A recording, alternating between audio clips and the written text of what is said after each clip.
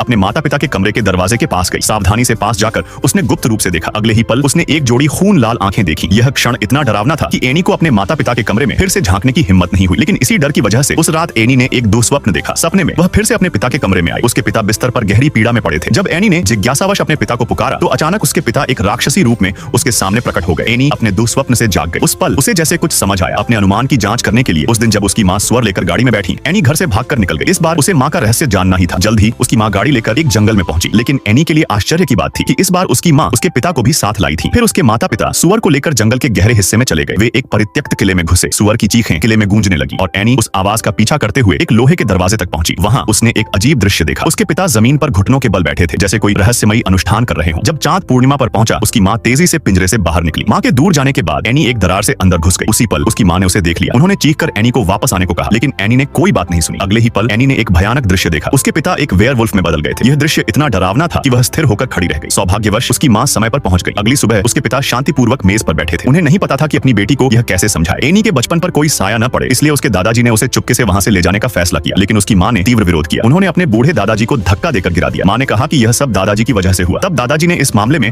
और दखल न देने का फैसला किया। एनी के संदेह को दूर करने के लिए अगले दिन उसके पिता उसे जंगल में ले गए और पुराने किले में पहुंचे। फिर उन्होंने एनी को एक रहस्य बताया जो वह नहीं जानती थी। उनका परिवार एक भयानक अभिशाप से ग्रस्त था। हर पूर्णिमा पर उसके पिता एक वेयरवुल्फ में बदल जाते थे। अपनी बेटी को डराने से बचाने के लिए वह इस पुराने किले में छिप जाते थे। लेकिन रूपांतरण के बाद उनकी मानवीय चेतना नहीं रहती थी, इसीलिए उनकी मां अक्सर सुअर लाती थी।